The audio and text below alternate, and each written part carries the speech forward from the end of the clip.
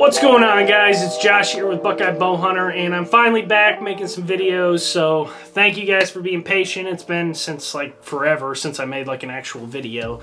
The one I posted last time I made on my phone, which we're going to talk about a little bit today, because we're going to talk about camera setups and what my camera setup is, and we might dive in a little bit to like where I started and, you know, how my camera equipment and the way I film and stuff has evolved over the years. And, you know, just kind of for you guys, I've had a few people ask me about what I use and what I'm running, and for you guys who are kind of interested in filming and maybe have never done it and are looking to kind of dip your toes in it, how much money do you got to spend, how, you know, committed do you got to be?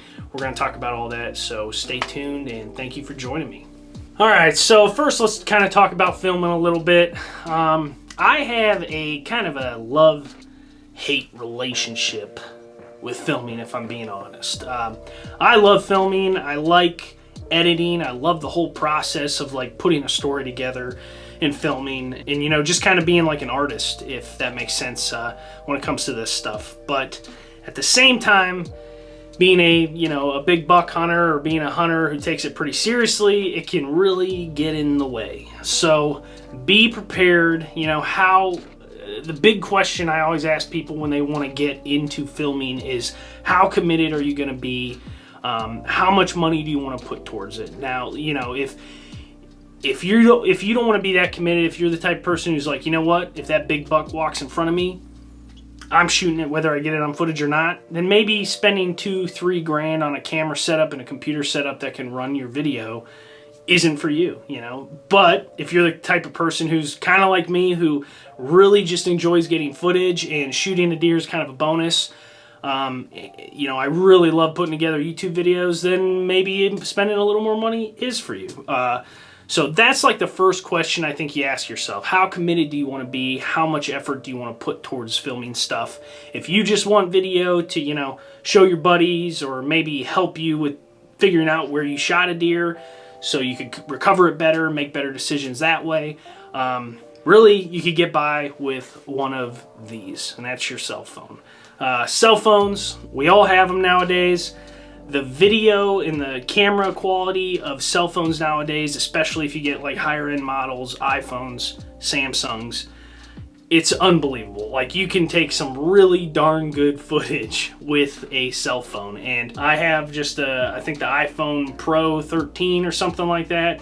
Takes awesome footage. I use my cell phone a lot more than you guys probably realize on a lot of my videos. Because when it comes to like, if you're just making YouTube videos like I am, it's kind of like a nil point on whether you're filming, you know, in 1080p quality on this versus like a $2,000 camera if you're putting it on YouTube.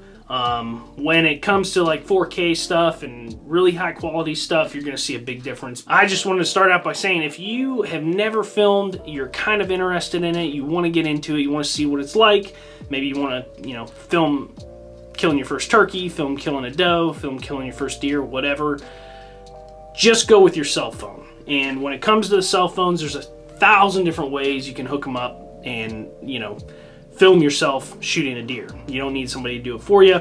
I'll put a couple links below on different items that I've used in the past. I know a really popular one is one that hooks right onto the front of your bow where your stabilizer connects. So whatever you're shooting at, you just make sure you press record on your phone, and your phone's going to be recording everywhere your bow's pointing. Pretty simple. One thing that I really got into using when I was using my cell phone back in the day was, and it's kind of busted up and been used for other parts now, but was something like this. And this is just like a kind of bendable, extendable arm. Well, it's not extendable, but it's just a kind of bendy arm where I can put it wherever I want. It's got this claw gripper wherever, as long as I got a limb or, you know, part of my tree stand I can hook this up to. This is going to work, and it had just a, you know, attachment that would screw into the top of this that would hold my cell phone. And it was nice, you know. It doesn't have a ton of range. It's not very long. It's about 1.5 feet long. But if a deer's walking in, all I got to do is angle it the right way, point it towards where I think that deer's going to go. And these cell phones have such a, you know, good ability to film wide angles nowadays. You're pretty much set. That deer could walk within 150, 200 degree radius, and you're still going to pick them up on your cell phone. But that's the route I went for a really long time, was just filming off my cell phone with something like this. Super easy, not a huge commitment. You know, you got your cell phone in your pocket anyways. If you're carrying a backpack, something like this fits in there really easily. So yeah, definitely give that a try. If you've never filmed before, spend 25, 30 bucks, whatever it costs on something like that before you put a ton of money into some video cameras and start really trying to make, you know, higher quality videos with, you know, angles and stuff. But we'll talk about that here next. Actually, we'll talk about that right now. All right, so we talked about cell phones. Now let's kind of talk about the next step. The next camera that I used for years was this little thing. And this is a Canon HFM 41. It was, I think when I bought it, it was probably 600 bucks. Still a great little camera. This thing still works. I've used it for almost 10 years probably. Takes great footage, 1080p. It's real small, real light, easy to put in, you know, a side pocket of your pants or put in your backpack.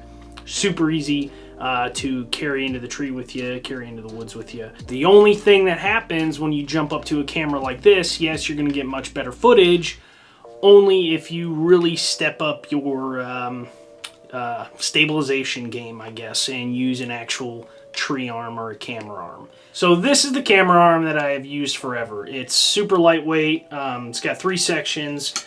It does have a base, but this is a huge advantage compared to some of the really big bulky ones that they used to make. Now it's becoming more of a trend where, you know, smaller is better. They're making some really nice ones. I know Lone Wolf Custom Gear has a super nice one.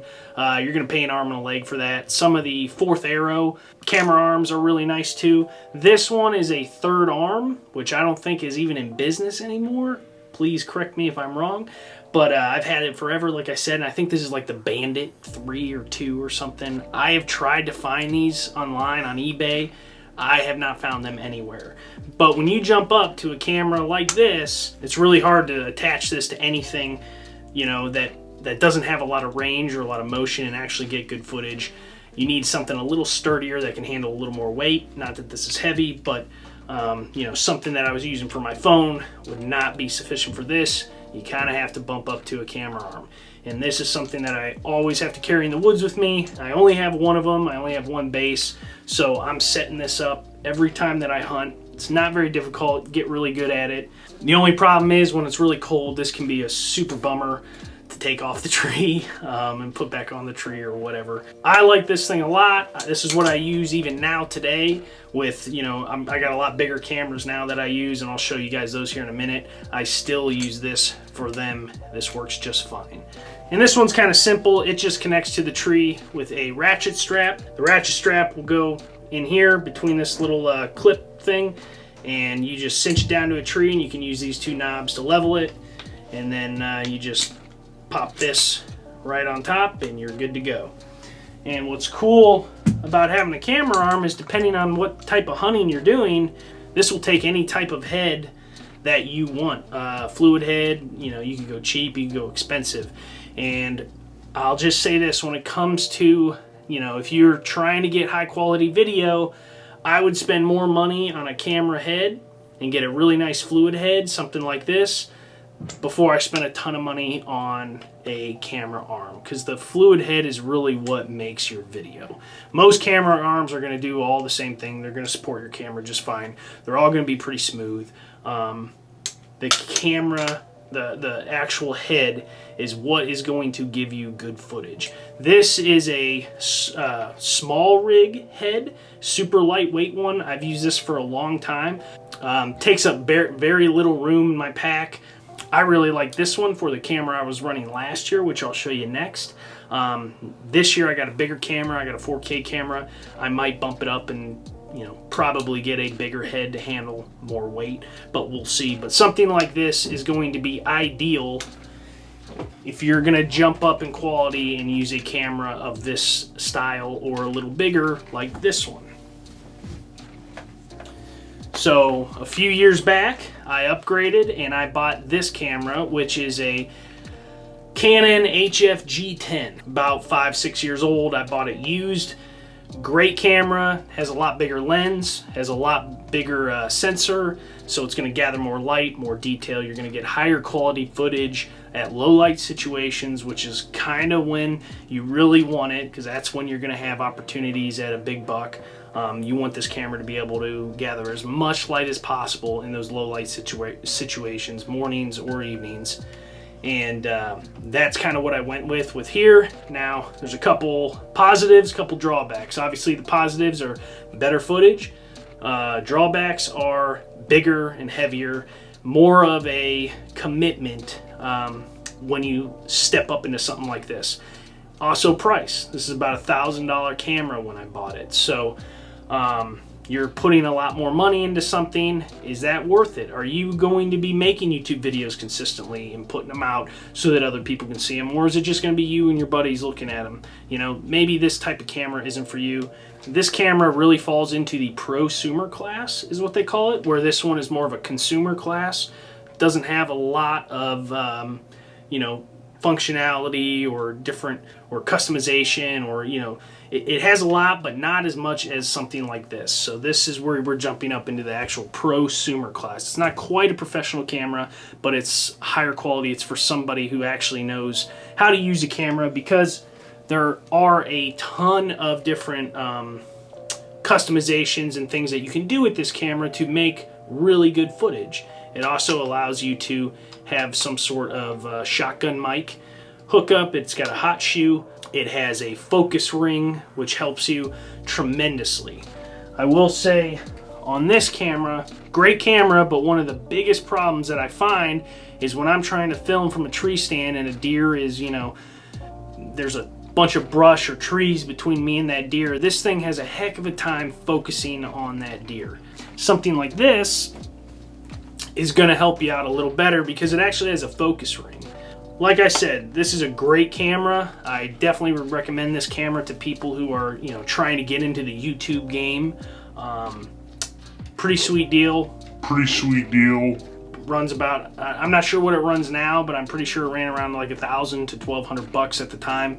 This was like a top of the line, you know, Canon prosumer video camera. In order to make my videos, it would be almost impossible using just the Canon that I have now. So it's kind of a big bulky camera. Carrying it around, you know, as like your main camera when you're talking or doing whatever is kind of difficult. I have to have a second camera with me the way that I film, the way I like my videos to run, and I use a GoPro. So this is my GoPro camera. I'll talk a little, it looks a little different. I'll talk a little bit about why it looks so different here in a minute, but having a second angle really helps. If you're really into the YouTube or really into making videos, having a second angle really helps tell that story. And having a camera like this really makes your life easy. So when I'm walking into the woods, I literally carry this camera with me. I have this little extendable tripod thing that attaches to my GoPro.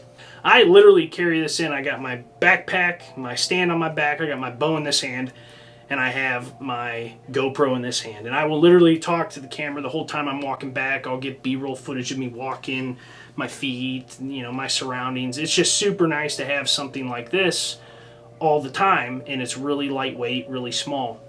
It's got a wide angle, so I don't have to like really be super artistic with it. I can just kind of point and shoot, you know what I mean?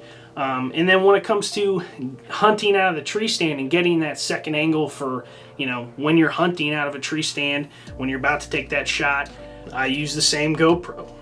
One of the first things I do after I set up my main camera, after I get into the stand, is I have one of these things from HME. It's like a trail camera.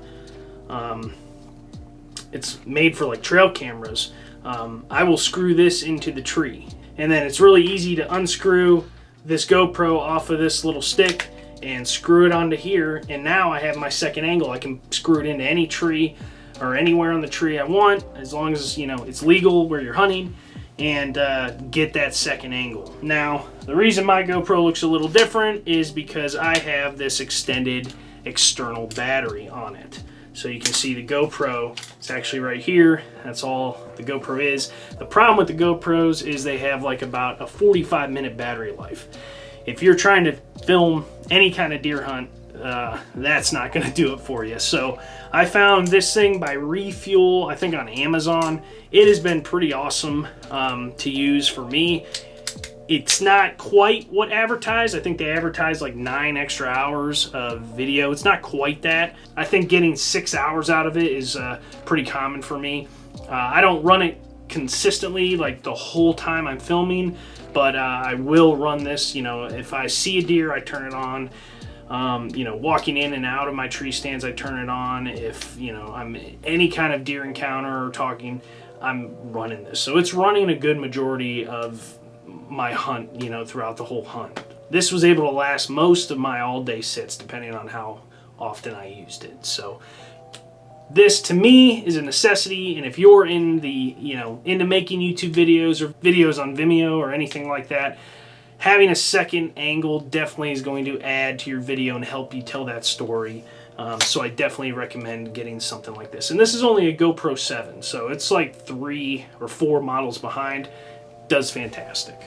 Alright guys, so that was the setup I was using last year, the last camera you saw, and I used for part of turkey season. The setup I am using now is this camera right here. And this is the microphone. Probably sounds a little different now because I'm using a different camera. But this is the microphone that I've used for years. It fits on all my Canons. It's a, what is it? A directional stereo microphone, a DM100. So I will show you guys where to grab that. But this is a pretty nice camera. It's what I've filmed everything up to this point with. It's a Canon HF G50, and it's actually got 4K quality. Little expensive, so there's some ups and there's some positives and there's some drawbacks with a camera like this. Positives are the video is phenomenal, beautiful quality, much bigger lens than even the G10 that I used to use. It's got a lot of features, a lot of customization, a lot of different upgrades compared to the last couple cameras I've showed you. It still has the focus ring, has a larger lens than even the G10, has all kinds of different, you know, areas to hook up microphones, transfer your footage, different, you know, remotes, camera remotes and stuff like that. So it's a super nice setup. Another big thing it's got the Canon hot shoe, and it's also got a regular shoe that's not hot, so you can use any type of microphone or shotgun mic that you want with this camera. Another really big feature that I've really fallen in love with is the zoom toggle here. It's actually like a paddle kind of back and forth. I feel like it's much more sensitive and it's much easier to use than the original ones, which were on the top, on the top like this, which you kind of move back and forth to zoom in and out. This type of zoom just makes a lot more sense to me. Really have enjoyed using it, but this is a really nice camera. Couple drawbacks. I think I paid $1,200 for this brand new. It takes 4K footage. Yeah, that's great, but if you don't have the right computer or the right software to actually edit and run that video, you're kind of out of luck. You know, so the computer setup that I use a Mac, one of the M1s, if you guys are familiar with that. It's about a $2,000 camera that it's about a $2,000 computer, and I've spent a ton of money on software and all that stuff to be able to even edit video coming from this camera. This is definitely one of those prosumer level cameras, and just because you buy this camera, like, that's only the half of it, which I've kind of found out the hard way. The other thing is storage. So 4K video is absolutely huge compared to regular 1080p video. And storage is very expensive, so you're going to need a whole bunch more like external hard drives and solid state drives in order to store all of your footage. And you know, your computer has to be able to handle that, your external storage has to be able to handle that, and that was a big thing. That was a big chunk of money. So if you spend this much money on a camera, you're probably spending this much on storage in a computer as well, just to be able to deal with the footage. It's a huge commitment. This is a much bigger camera than even the G10, so you're putting this in your backpack, you're carrying this microphone in your backpack on top of a camera arm and, you know, ratchet straps and all this stuff. So it's a lot of bulk, it's a lot of weight to carry in the woods with you every single time. So that's another thing to think about. And then, you know, if you're not somebody who's making YouTube videos and posting them on a really consistent basis and, you know, trying to get a following or whatever like I am, something like this is probably kind of not worth it. I would probably stick to the cell phone or a cheaper, you know, point and shoot camera, something like that. Something like this is going to be for somebody who takes it a lot more seriously, you know. If you, like I said earlier in the video, if you're a guy who, you know, I'm not going to let that deer pass just because I'm not getting footage of it, I'm shooting it, something like this might not be worth it. Where, you know, me, I'm going to probably, if I can't get it on video, let that deer walk, depending on how big it is, obviously. So I say that now, but we'll see how that actually plays out in the woods. But yeah, so this is the camera I'm using. This is the microphone I'm using. I'll put all that stuff in the description below if you guys are interested. Another thing that costs money, believe it or not, you need a bunch of storage in the camera. 256 gigabyte Extreme Pro SanDisk memory cards are pretty expensive. I want to say these are almost like 50 bucks a piece. And I have to, you know, you're going to want to have at least 3 or 4 of those with you at all times, depending on, you know, how long of a hunt you're going to be on. Because they don't really hold as much footage as you think. And then batteries are always a huge deal. Very expensive. So this is a Canon battery. You can buy a bunch of knockoffs online. I'll put a couple examples in the description below for different batteries that I've used in this camera. These are like $100 a piece too, I think, if I remember correctly. So these can add up. All this stuff can really add up. So it's definitely a huge commitment. That's why I say, if you're not sure, just start with your cell phone and see how you like it. And the last thing that I kind of want to talk to you guys about is just having a really good tripod. Tripod is kind of insurmountable, kind of super important if you're filming all year long, if you're filming from the ground out of a tripod, summer scouting, any type of like informational videos or any type of like B-roll footage. Having a tripod is going to be super important because we're not always in a tree.